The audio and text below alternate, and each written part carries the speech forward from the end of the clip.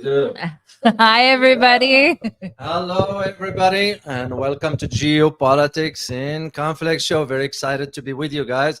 I know we've been out. I've been out for, what was it? How many days? I I, forgot. I don't know either. 10, 12, whatever that is. You've been out too. So, Yeah, I got married yeah. in between. Yes, yeah. And I attended the wedding, by the way. Yes. So, and I danced. You did. Yeah. I had fun.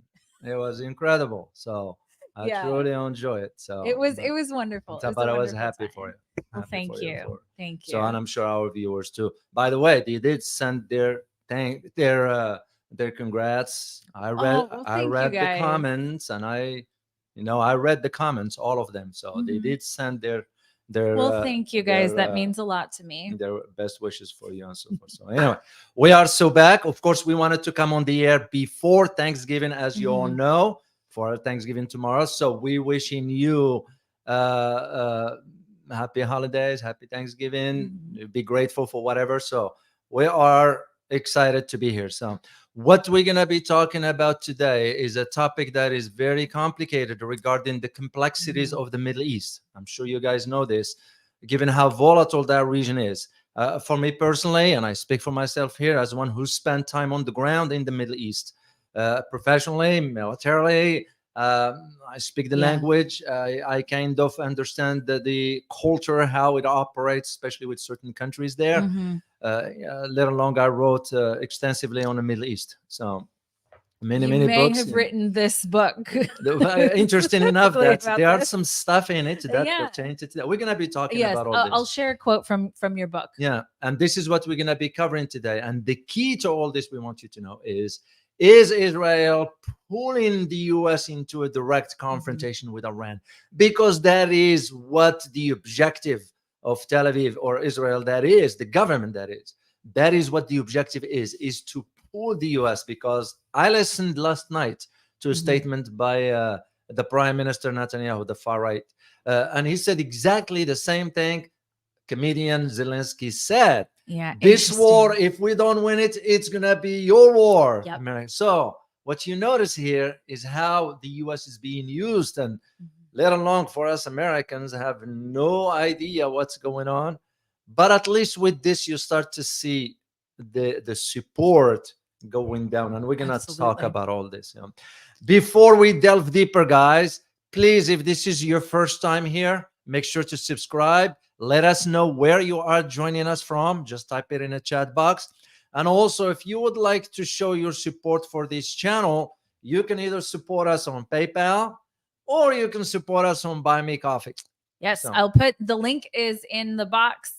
We appreciate it. We don't have giant backers. It's No. really just No, we us. don't. It's us out here, That's it. out here, and Yeah. you guys. And But at the that's it. same time is the content we provide. I'm sure you Absolutely. guys appreciate what we do, the research we go through, the nature of the content we provide. This is not, again, like I always say, this is not about kitty cats playing here. That we talk about heavy stuff that matters to your life as you move forward, because the world is changing and you need to be prepared for what lies ahead. Yeah. This is the whole objective of this channel. And without your the light went up because I That's kicked okay. this one. Without your support, it's not gonna be. It's just without you, there will be no channel basically. So we appreciate your support for this, and those are the links if you would like to support us on this. Well, and I think it's an interesting thing that you brought up earlier, David, where we're basically seeing the exact same or very similar wording coming out of Netanyahu that we heard coming out of Zelensky. Yeah. Because now that all eyes are focused on this conflict, on the Israel-Hamas conflict, where are eyes no longer? Oh, on Ukraine. They're Yeah, no they're longer going on to Ukraine. Yeah. Now, pay attention now to what the U.S. is saying and the U.S.'s official stance now on the Russia-Ukraine conflict. All of a sudden, you're hearing all this rhetoric come out about peace. And even though there is territory that's lost, we're just going to have to come in and we're just going to have to deal with it. So it's interesting that when all eyes were on Russia, Ukraine. As a matter of fact, just 2 days ago, Secretary of Defense was in Kiev. And to my knowledge, the CIA director, William Burns, will be going there soon. Yeah. usually as one who worked in Washington, and to some degree back then we were involved in some of this kind of movements, if I may use the term. When Mhm. you have this kind of movement towards a country like that, that means we come to bid our farewell, to say Yeah. bye-bye, and because that's what it is, Yeah. meaning the end for Ukrainians here. Just FYI, guys, we're gonna have a guest next week who knows great deal about this. It's Ray McGovern. So we're gonna have him next Yes. week. So we'll post it for you because I Well- intend to address this with him. Well, and David just did an interview oh like 2 yeah, days ago that we'll release with yeah, the Larry one with Johnson. Larry Johnson, and both those gentlemen, they were insiders inside Washington, Mhm. and we will be detailing about this one. But you are absolutely correct about the idea of how now the conversation shifted from Ukraine. Of course, Ukraine Mhm. now is a forgotten. It's gone. Oh my gosh. which Given is how even vanity. Ukraine is a failed state. But what it highlights the most is it highlights the idea of how important that goes down right here. there. No, thank you. No, for her. Yeah, there's a third party helping us here. So Thank you. thank you very much. The idea of how much volatile the Middle East is. Mhm. And I've always argued this. Right. As again, once who spent time on the ground, wrote extensively on it, I always used to believe, and I still do, of course, Mhm. Middle East will always surprise you with some whatever. Yeah. And this is one.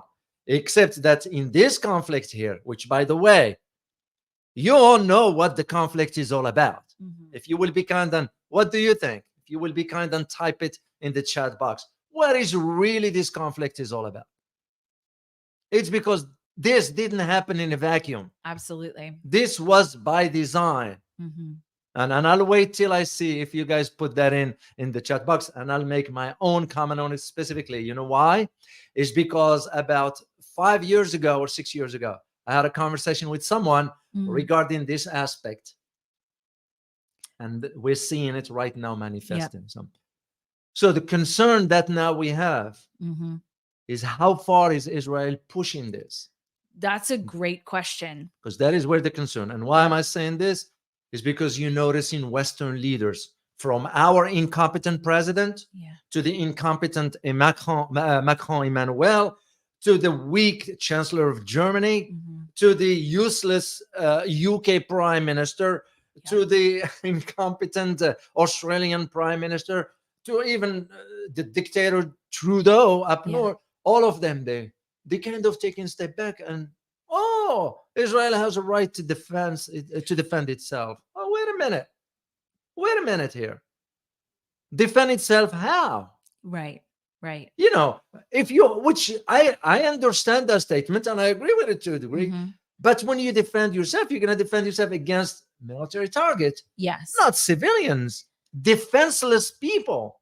Yeah. You know, that's to me where it becomes what made it even worse is that we opposed ceasefire. Mhm. For us.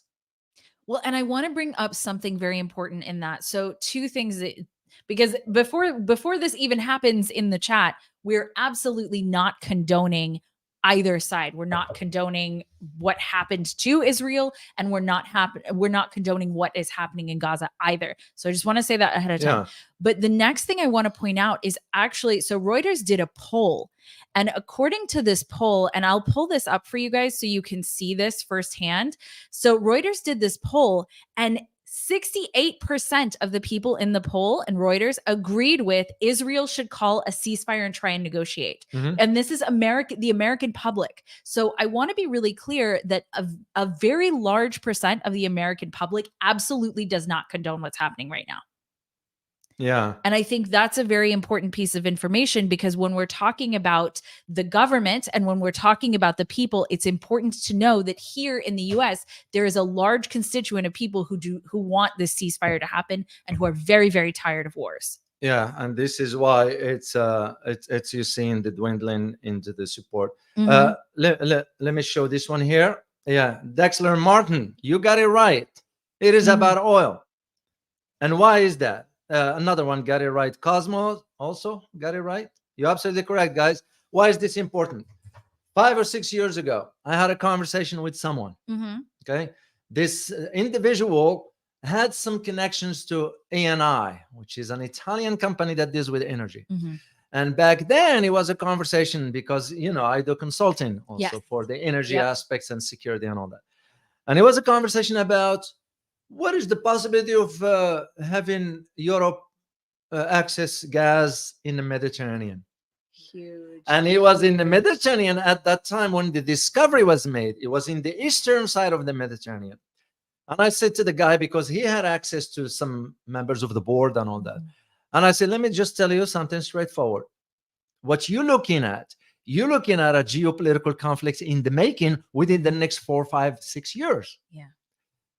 And the question I got was, well, how can we sort of move forward with this? I said, well, the only way you can do this if you build a pipeline from the Eastern Mediterranean that crosses through Egypt, goes into Libya, up into Europe. We all know what happened to Libya later on. Yep. And the reason I'm saying, why am I bringing all this up? I'm bringing this up because 5 countries all of a sudden declared their access to that gas field that was discovered.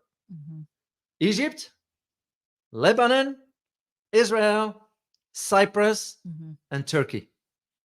And you can just see the complexities of it. Yeah. Well, when I say Lebanon, we're referring to the entire region, including now Gaza. Why? Because the discovery of gas and oil in Gaza. Yeah. So that is what's at the heart of it.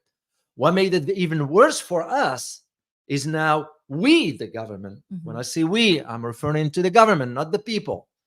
The government and our government end up being part now of these atrocities being committed. Why? Because we refused. We, the US, you got Germany. Germany abstained, by the way. Australia, Canada, or UK, all of them. They didn't want to call for ceasefire. Yeah. Do you know that Biden could end this conflict today if he would have just declared ceasefire? Right. But also highlights to you who's in charge. It's not Biden. Right. Biden is nothing but a puppet. Oh, absolutely. And if you watch, if you watch him speak, if you watch nobody.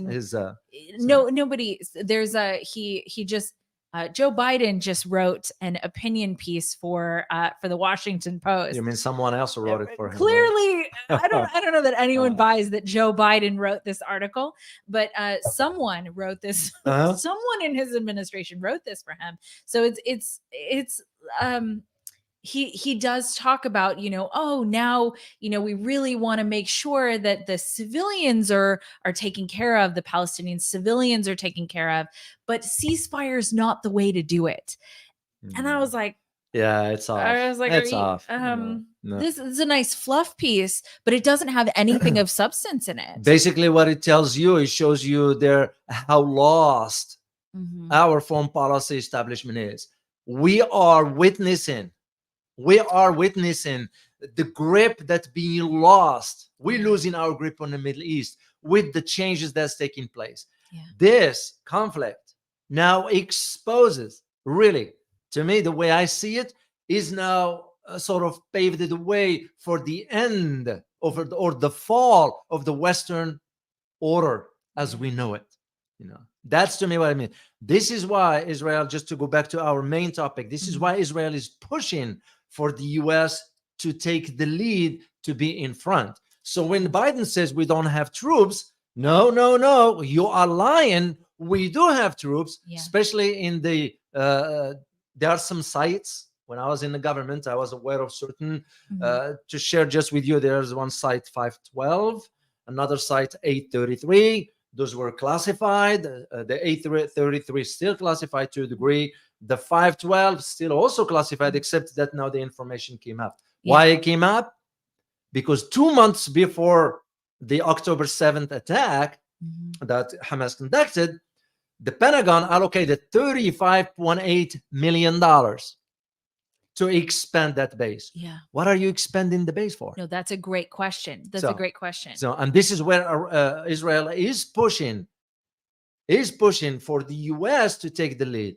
We all know, hypothetically, it's not hypothetically, we all know what will happen if which I don't think so it will ever happen.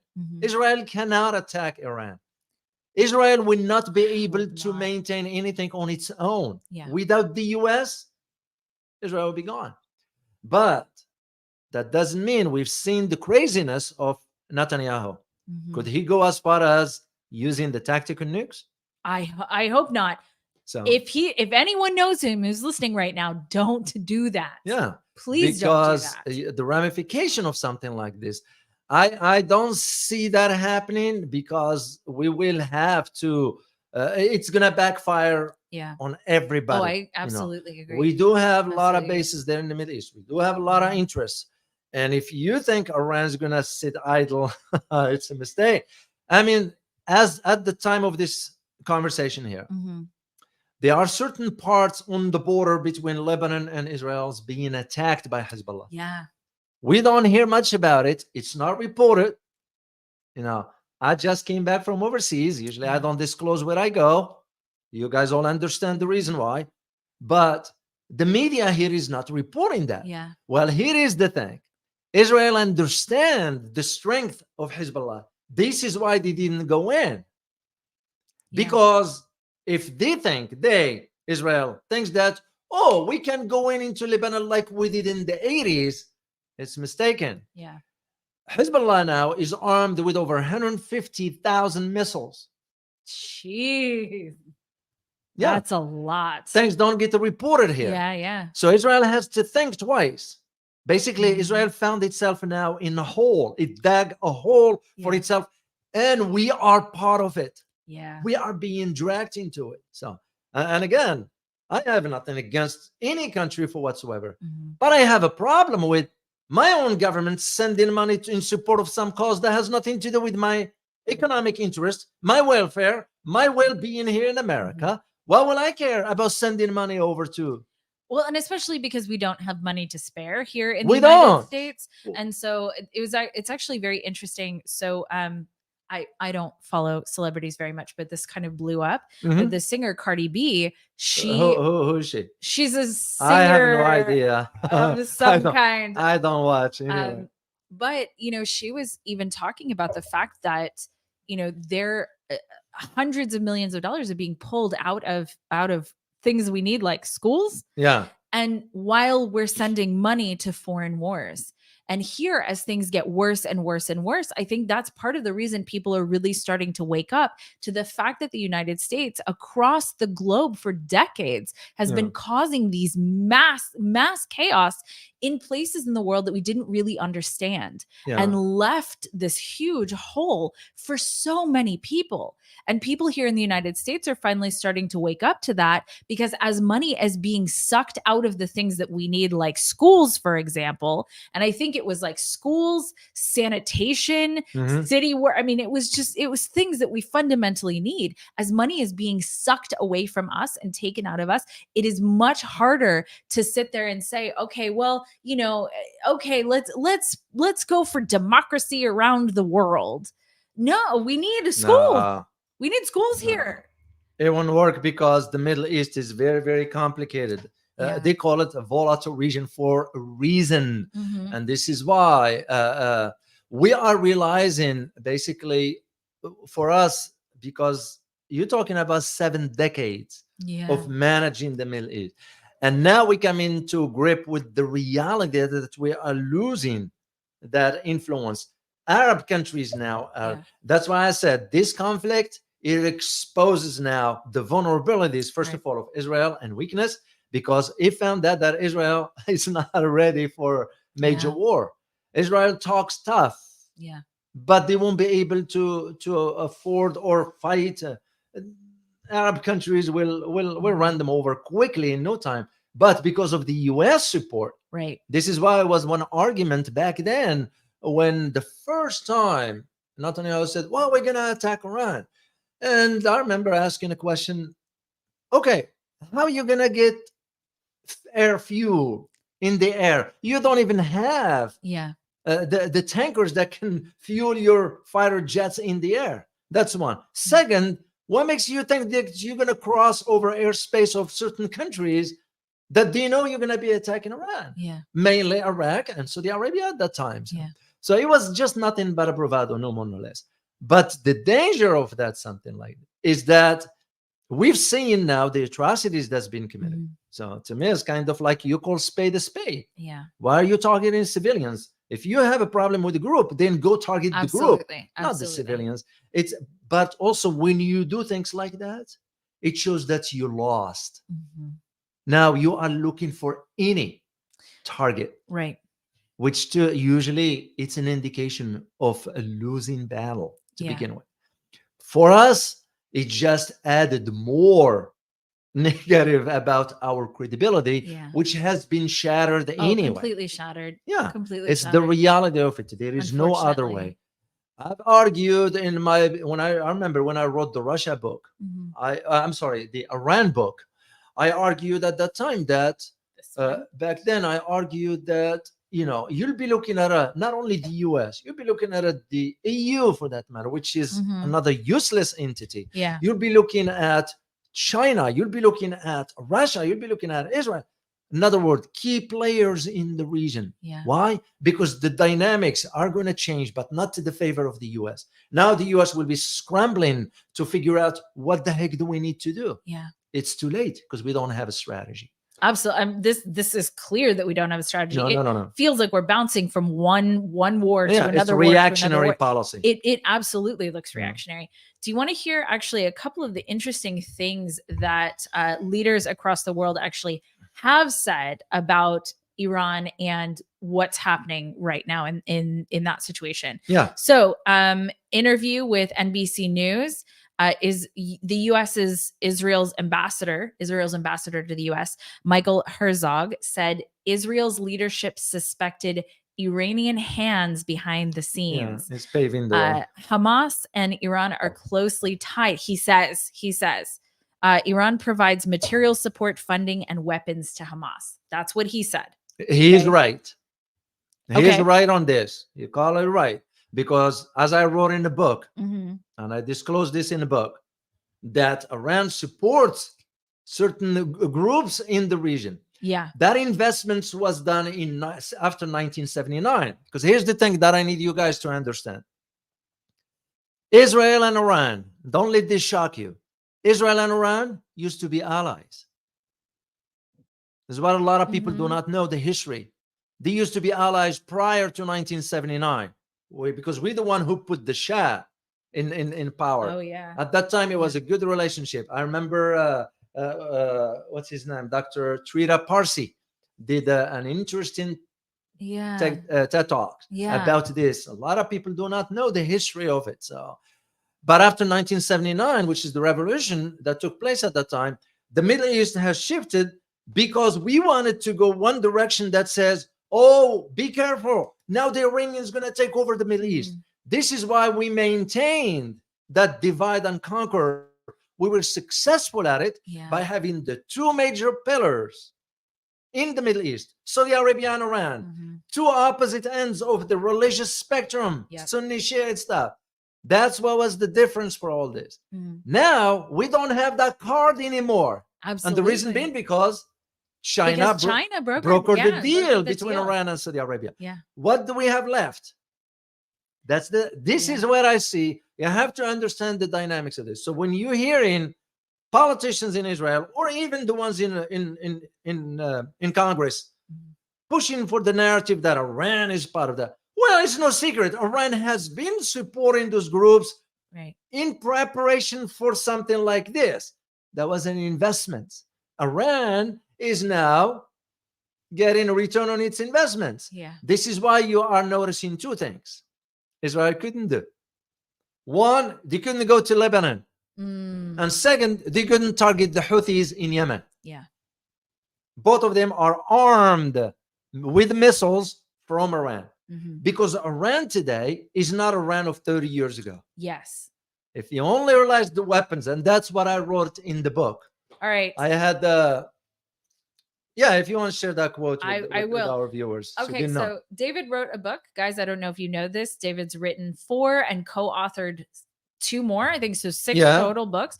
So this is from Volatile State, Iran in the Nuclear Age. So the quote is, the map encompasses not only Iran's or the United States' views on the issue, but also the views of other key players like the European Union, China, Russia, and Israel, among other stakeholders.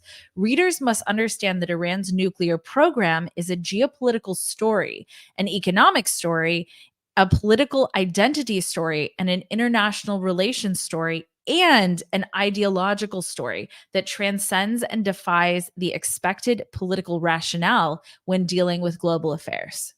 That's the way I see it. It's because the whole idea, when I see the map, I was referring to the Middle East, by the way, because it was a lot of writing before that. Yes. Because the changes that I saw coming, I saw that one coming because it's moving forward into that direction of, and this is why I've always maintained that idea of how volatile the Middle East is. Yeah. Look what happened. Ukraine dropped out of the map. It doesn't even exist anymore. Apparently not. Nothing else matters Yeah. except now what's going. Why? Because Middle East will always be the center of gravity when it comes down to global affairs. That's a given. I mean, just think about it. You have 2 countries, Qatar and Turkey. They voiced boycotting or boycotting the shipment of gas and oil to Israel. Do you know the economy of Israel is already going down? Yeah. They're expecting it to get worse. Well, considering, it's going to get worse. But can you imagine, starting with that, Qatar and Turkey will block it. What do you think other countries, if they join that and blocking everything? Yeah. So, of course, Israel is going to have to react. The U.S. will react. You're going to have 2 locations, mainly the Strait of Hormuz and Bab el-Mandeb, which is in the southern part of Yemen. That's where those 2 straits, that's major of where global oil shipments go through. This is why, if anything happen in the Middle East, it ends up impacting the rest of the world, economically speaking. Yeah. As a matter of fact, this is what they are expecting. The IEA, International Energy Agency, they're expecting now the oil shipment is going to drop. It's already. Yeah. But here is the other side of the equation of this. The good side of it. You know what the good side is? Is that Saudi Arabia and China now agreed to swap their currencies about 55 billion yuan. That's huge. Yeah, it tells you right there where the story is. Yeah. We are lost in this forest of geopolitics and we don't know what we're doing. Well, and I am absolutely seeing a global shift towards peace and being very, very tired of U.S. conflicts, U.S. wars. It's tiring. It's very tiring. It's about time. It's about time for this all to stop. Yeah. And it's about time for peace. And it's interesting, when the conflict between Russia and Ukraine erupted, right? The amount of countries that said, no, we're done. It's time to talk peace. And the U.S. was like, absolutely no peace. Absolutely no peace. Well, China wanted to introduce a negotiation process. I read it. It was spot on. I mean, even Brazil wanted it. I mean, countries across the globe really, especially about a year or so in, really wanted to stop this. And now we're seeing a very similar situation where countries across the world are saying, okay, it's really time for a ceasefire. And the U.S. is like, no, we're never going to ceasefire. We're not going to do it. Well, the world is changing. It's the U.S. will come to grip with the reality, whether we like it or not. It's part of, that's how geopolitics has always been. When I say always, I'm talking about since the beginning of time. It wasn't defined as geopolitics. It probably has a different connotations at that time because the setting was different. It was a different time, but it's always been. It's a pattern, it's a trend. A power will arise, powers will fall, another one will emerge, and that's exactly what we are witnessing now with the rise of China. Whether we're gonna like it or not, it's irrelevant. Absolutely, China is rising up, whether we like it, and this is why when you notice what is China bringing to the Middle East versus what the U.S. bringing to the Middle East, China bringing about $100 billion in ventures. Right. The U.S. bringing about $100 billion in conflicts. In conflicts, yeah. So- more, so, more than I mean, it pains me as an American to say this about my own country, Yeah. but I won't shy away. I won't shy away from stating what's need to be stated. Well, and the problem is that it is destroying the United States. This level of conflict and focus externally Yeah. is destroying the United States. Yeah, And I think ultimately that's one of my biggest issues with it is it's not just exploding externally, it's exploding internally. yeah, We're having atrocious problems here. especially the financial aspect when it comes down Absolutely. to national debt. So, just to go back to our topic, the idea of now thinking in terms of, okay, could Israel do some crazy stuff? Yeah, Mhm. they could. But also, do you know what the consequences are? This is why they never attacked Iran, because Yeah. Iran now developed those medium range. This is the reason why one of those classified sites, Yeah. especially the 512, wasn't about because if you look at the look, I think I might You have think you it. have a map? Well, maybe not. Well, as you're looking for the map, let me give a couple of more quotes here because there are a couple of things that I want to bring up. One, because we are talking about Israel-US stance towards Iran, sort of showing the places in which those statements have been made, the places in which those sort of accusations have been made.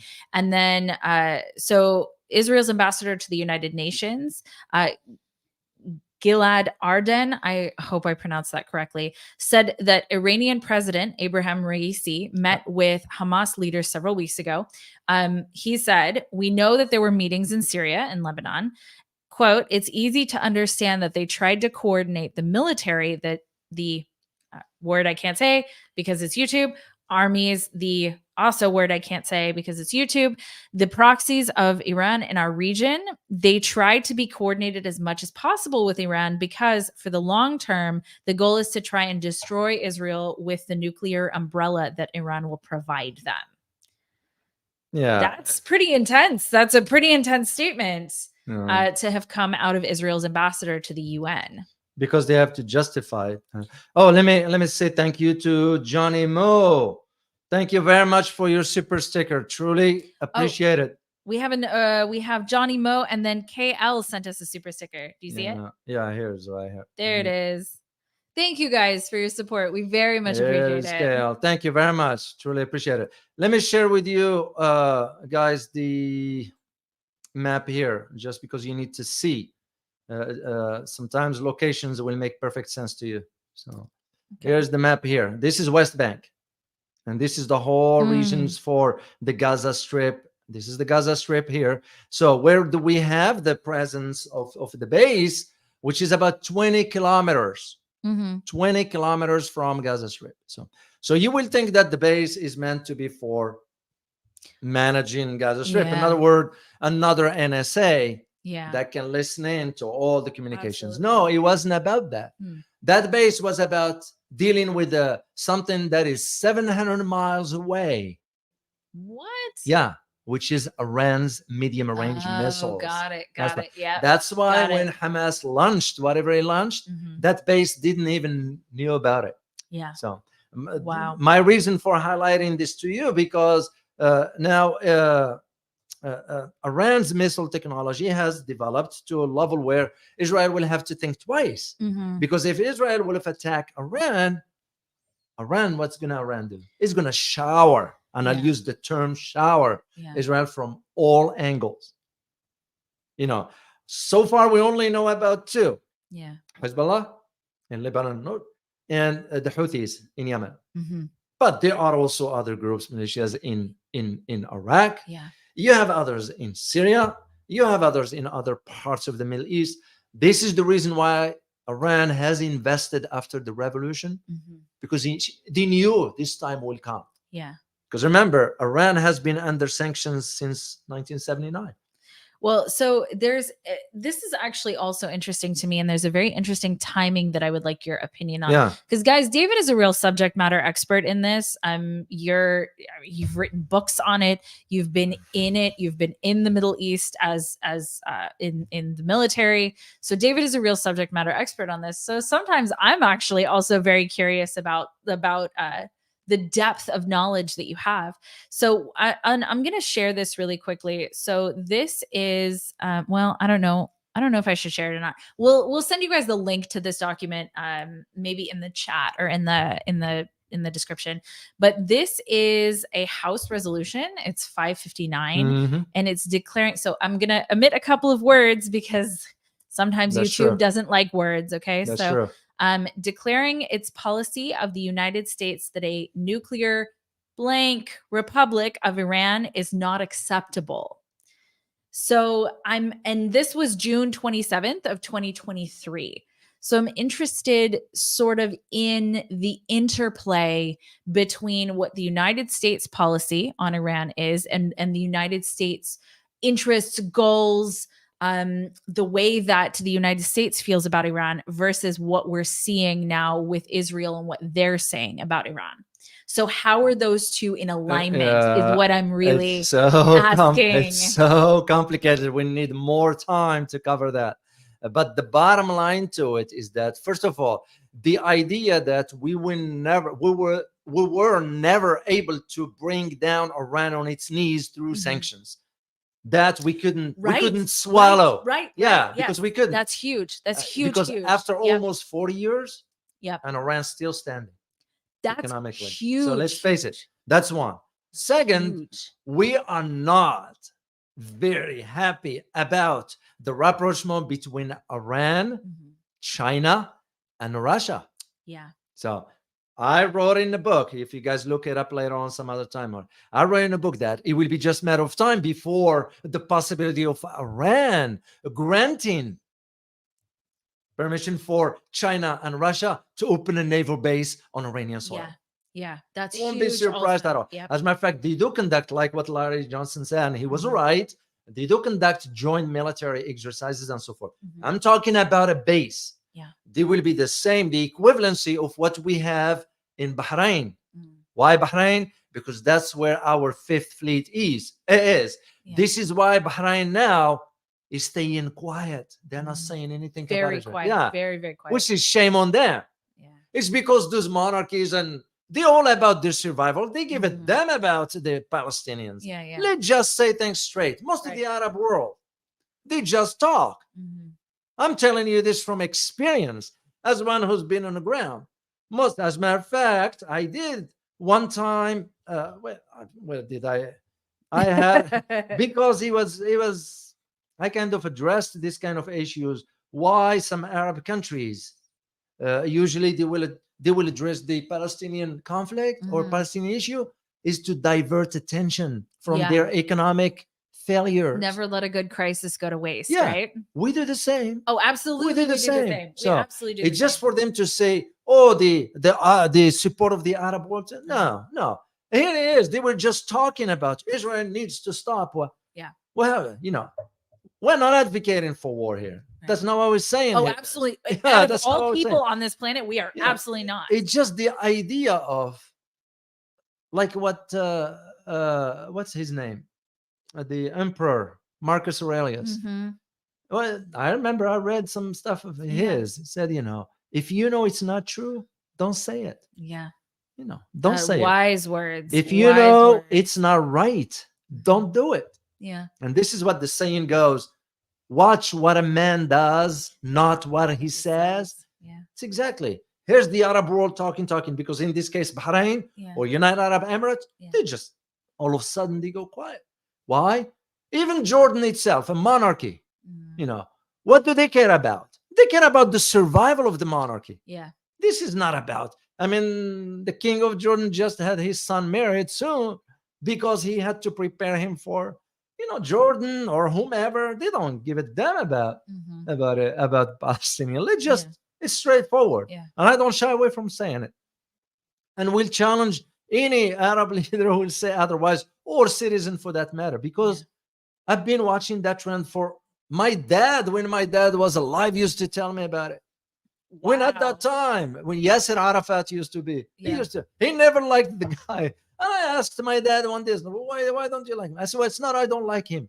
I don't like how he's being hypocrites, showing one face and doing another. You mean politicians have been this way for a long time? Yeah. So even my dad, died 30, 40 years ago, whatever. I remember. Well, humanity, maybe it's time to change that. Exactly. So, maybe it's time to change that. And this is why we have to be realistic as to what the expectations will be. And one of the main expectations right now is that we are losing grip on our dominance in the Middle East. That era is gone. Clearly. It's a reality that we need to come to grip with. How do you come to grip with? Is by understanding how to structure your foreign policy moving forward. But on the other hand, look who's running for office in the U.S. Oh, no. It's a joke. Oh no! You get the like of Nikki Haley and DeSantis or whoever his name is. I mean, none.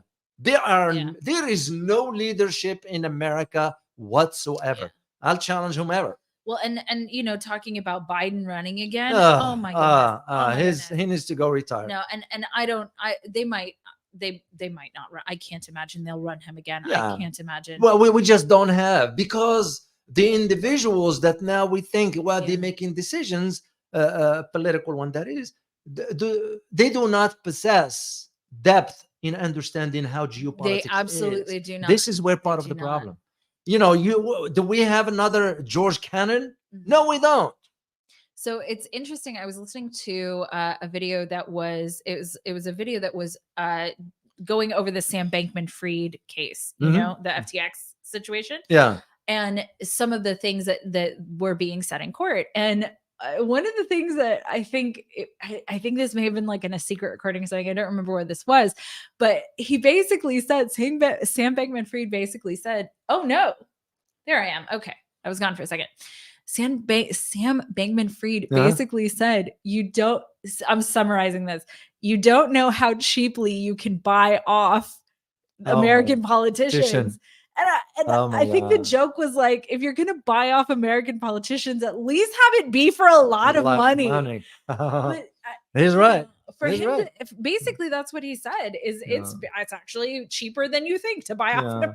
No, our system. I was like, what? Yeah, our system is corrupted to the core. It's gone. There are a lot of people say, "Well, it can be fixed," and the way you fix it is you tear it down and rebuild. Yeah, that is the only way. Otherwise, we're just kicking the can down the road. My big concern, I'm not in my 20s. My big concern about the next generation that's going to have to deal now with this debt. It's not right. It's not fair to create that and pass it on to. It's just not right. But at the same time, we don't have leaders who can think for the welfare and have the vision. We're talking about next 25, 30, 40, 50 years. We don't think in those terms because we are not equipped to think that way. Why? Because we have this next quarter, next elections. Absolutely. We think very short term and not thinking long term. And this is the reason why I got involved in writing my books about the Middle East. Yeah. Because I've always noticed the history of the Middle East, the complexities with it. And we think that we are managing it. We're not. Yeah. Well, the way we were managing it is by flexing our influence. Why? It's because we tend to have access to sensitive information about the rulers and all that stuff that we can either blackmail or do whatever. This is where you're seeing, and I know this for a fact because I was in Washington, so I kind of, this is why you're seeing now the Crown Prince of Saudi Arabia shifting to China. That guy might not make it. That's my thing. I'm sure he's concerned about it. Oh, I am sure. I mean, he pays pretty close attention. I've argued this before that he might not make it. But the whole idea of thinking in terms of how the Middle East now moving forward with this, because anytime there is a conflict in the Middle East, I can assure you, it tends to expel outside economically. Yeah. Mainly. And now you're going to start to see major players having their interest threatened. What you're going to do? You're going to have to protect your interests. Yeah. Because you are investing into that. Yeah. So do you think China is going to sit idle and just watch? No, because the oil that comes to them? Do you think absolutely Saudi is going to just sit around and watch? No. All of them is going to have now to think about their own Right. And this is what I always say. What you will be always finding fascinating about the Middle East is the emergence of unlikely alliances that you Yes. never thought they would happen. Hugely. Yeah, it's because the nature of the complexity Yeah. in the Middle East. Well, and here's the thing. And this is something that the US really, I think, when you talk about the US not having a long-term foreign policy, this is something that I feel is very short-sighted, and that is how the US uses sanctions. And the thing is that if sanctions don't work for everyone, didn't work for Russia, and did not work for Russia to bring down Russia, and it did not work in the case of Iran. Yeah. The problem is that when you sanction a country, they will not just let themselves fail. They will not just let themselves die. So Yeah. what are they going to go do? They're going to go partner with your enemy. With the other ones, yeah. They're going to go partner with the only other people that are willing to partner with them, and that is the enemies of enemies. Yeah. It's a relative No, I term, know what you okay? mean. So to be clear, guys, it's a relative term. But that's how that works. You think that the people who have basically been shut out and basically been bullied, you think they're not going to get together and do what? Yeah. So the key now, it's gonna be what lies ahead is whether, and I didn't see the signs for this yet. Mhm. It's whether Israel now is gonna sort of reverse its policy of opacity. Yeah. Their nuclear opacity, Yeah. ambiguity. Yeah. you know. Yeah, ambiguity. Yeah. Yeah. Whether now Israel is going to reverse that. And the Mhm. reason for why, if they wanted to do that, it's because they want to sort of demonstrate, we do have the means by which to destroy you. Yeah. That will be only because so far it's remained its nuclear program as undeclared. Yeah. As a matter of fact, to show you the double standards of the IEEA, I was going to the say International Atomic Yep. Energy Agency. Yep. Israel will be the only country that the IAEA will not go and inspect. Okay, so that was my next point, right? Yeah. How is Israel allowed to Exactly. not declare? Exactly. How? Everywhere else, they got to go check. Yeah, I know.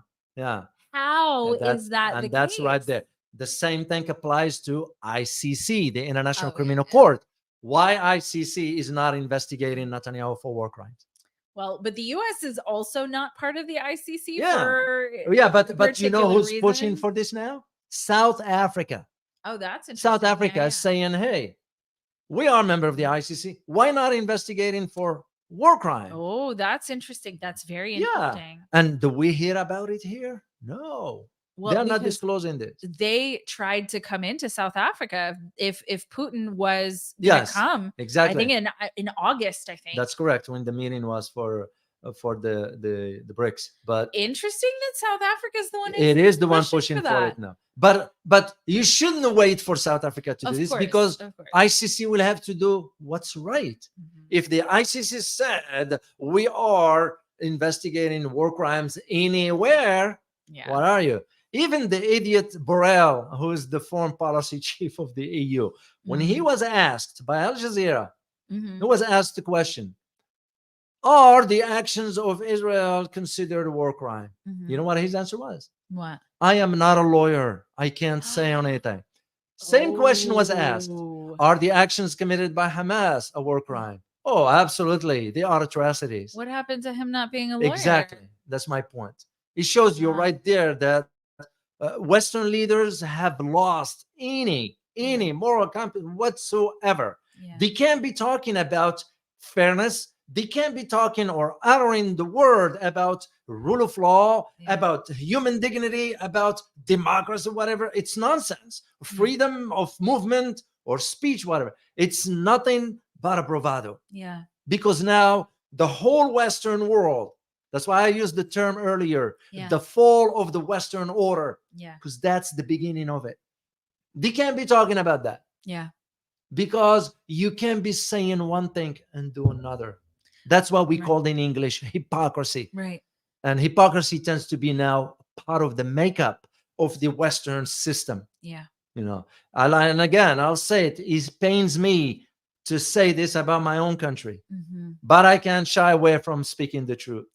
Well, it is what it is. and like I said earlier, it's that the United States is being destroyed from the inside out. Yeah. I mean, if things were going well here, Yeah. it might be, I mean, it for sure wouldn't be, because you still can't go and export pain and misery to other places and have it be okay. But the United States is absolutely being stripped here. Yeah. People here are suffering. The amount of people who don't have, and it's substantial, the amount of people who don't have food to eat, who are starving here, who are losing everything here. Yeah. While money is being funneled, while suicide rates are up, while hunger is up, while homelessness, walking around any major city or driving around any major city looks post-apocalyptic. That's true. In so many places. And one of the things that bothers me the most is, when she came to San Francisco, there was They cleared up the city. They cleared up the city. I was overseas and I found that. I was like, shame. Which means they could have done that the whole time. I know. And then I guess chose not to. Yeah. India did the same during the G20. Yeah. So shame on both. Or any other country for that matter that does that. Yeah. That's to me what. I want to get to another point before we take questions quickly here and we'll wrap it up. And guys, if you have a question, put the word question in front. We'll be able to take maybe one or two. Yeah. One thing that because the reason why I wanted to address this is because, again, based on my academic background, my time in the Middle East, so I kind of learned over the years where the dynamics could move. And this key point that I wanted to share with you guys is the idea of what will be the scenario if Israel goes full blown with this nuclear declaration, because this scenario will give serious consequences, but also will push key players. We're looking at Turkey, we're looking at Iran, Saudi Arabia, Egypt, and Jordan. Because there was a conversation about nuclear technology for some countries. Yeah. We provided behind closed doors, allowed some companies in the US to provide the Saudis with during the time the GCPOA was being negotiated. Egypt was saying we're gonna go that route too. Turkey, the same, even though in Turkey we do have our nukes in one of the bases there and so on. My point is, what you're going to be noticing now is that the shift within this geopolitical landscape in the Middle East, it will be far, what's the word I'm looking for? Far unexpected in a way that we didn't calculate that. We didn't think about it. We didn't even consider that possibility. And what makes it even more dynamic is when you add China and Russia to the mix. Yeah. That's what I see. The major changes coming up to the Middle East. And interesting, we're starting to hear the rumblings of Taiwan yet again. Oh, yeah. Those are starting to come back up. Forgot about those for a second. Don't worry, the government didn't forget about it, because the election's coming up there. So, all right, guys, let's see. By the way, guys, just FYI, we have about 80 members right now for the channel. So consider becoming either a member or supporter. And the reason is we want the moment we reach 100, we're gonna do an exclusive Q&A for the channel members and supporters. So if you will be kind, please consider either becoming a channel member or channel supporter, whatever you feel comfortable with. We truly appreciate it. And don't forget, as I'm telling you right now, please hit that like button. We really appreciate it, and subscribe. And thank you all. So let's take a question or two. Really quick, thank you to Raphael. It's been a while. Thank you, Raphael, for being here. Thank you for your super sticker. And then Elaine. Yeah, Alanson. Alanson. Yeah, I remember Alanson. Yeah. Thank you very much. Okay, let's see if I can find a question, guys. Okay.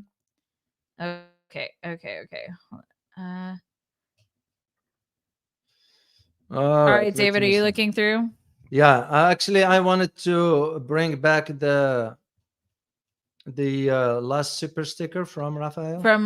Yeah, all right, I got it. Back. Yeah, because he wrote, U.S. gave $10 billion to Iran not to attack the ships. We are giving advance notice to everyone before striking. We are, because main joke. I see. That's very interesting. But also the $10 billion was part of the frozen assets that same North Korea had to release some. And the same thing we did in Iraq by allowing Iraq to transfer some money to Iran because that was part of the agreements. Those are international agreements. Even though for us, we withdrew from the GCPOA unilaterally, which is, it doesn't look good. It's not good. It's not, you don't do that. When you agree to an international agreement, you have to abide by its clauses or conclusions or conditions. But we end up not honoring that one, and that shatters credibility beyond anything. So. Okay, we got this question more than once, so it's the one that I'm going to ask. Okay. So this is from Ranking T and a couple of other of you. I saw you guys in there. Question: I was wondering, what is Algeria doing regarding Israel? Oh, yeah, Algeria already passed legislation in their parliament. It's interesting enough that it passed its parliament that they are condemning Israel for that, and I think they are taking some measures, major. Yeah. I don't remember what it was, but Algeria is doing something very, very, very drastic. Because remember, Algeria is a neighbor of Morocco. Morocco was one of the countries that agreed to not allow airspace to be used, whatever. But also Morocco has its own reasons for maintaining that support. Because remember, Morocco is one of the countries that recognized Israel and have an exchange of diplomatic representation with them. Yeah. Therefore, Bahrain, United Arab Emirates, Morocco, and Sudan, if I'm not mistaken. But Morocco, it's a special case because of the Western Sahara issue and so forth. But also, Israel had to provide Morocco with Pegasus. You know, that's right. System. With Pegasus. Morocco has some serious problems that they need to really focus mainly on the financial aspects. I've read some reports that they're expecting major problems in 2028 and 2030, especially with their investment, their retirement accounts. Oh, no. They will go solvent if they don't take care of this. Yeah. But my understanding is that the one that surround the king are not telling him the truth. Oh, so apparently the king is almost like by himself, till they clean house. Nothing's going to change. There are major corruption inside. But Morocco by 2028, they need to put in $2 billion US dollar into that fund. Otherwise, it's going to be some serious problems. Their inflation, their finance minister, her name is Nadia something. I remember reading her report saying that they're expecting growth next year by about 3.5. I was like, hold on, lady. Slow down, lady. Slow down. The reason she said that is because she wanted to calm the market down. Because how can you expect a growth when prices still high in coordination with inflation? So what she's saying versus what the reality on ground are two opposite. But again, my big thing is that they are not telling the king what's really going on. And that's usually will end up harming a country more so than. Well, it's the people around you that make all the difference. Exactly. Whether you are a ruler, whether you are a president, whether you are a business person, whether you are a parent, whatever it is you are, it's the people around you that make the difference. And usually the always best advisor, in my experience, is someone who tells you things as they are. Exactly. They don't tell you what you want to hear. They tell you exactly what it is. Because that's the whole lot. I mean, I do it for consulting. Oh, absolutely. If you hire me, I'm going to tell you from the get-go the truth. Do not expect me to sugarcoat things for you, because just because you've given me a $100,000 check, whatever, for whatever I'll do for you, I'm going to tell you the reality, how it is and how I see it. But you reach your own conclusion. Absolutely. It's the same thing. So, all right. Is that all? Okay, guys. Well, we wish you happy Thanksgiving. Happy Thanksgiving. Don't eat too much turkey, guys. Don't eat too much. Anyway. Well, eat a lot of the turkey, just not a lot of the junk food. So, and please, again, we certainly appreciate your support. Consider becoming a channel supporters or a member. You have now the two links if you want to show your support for our channel: Buy Me Coffee and PayPal. And we look forward to seeing you next time. As always, prepare yourself for changing world order. Till next time. Bye-bye.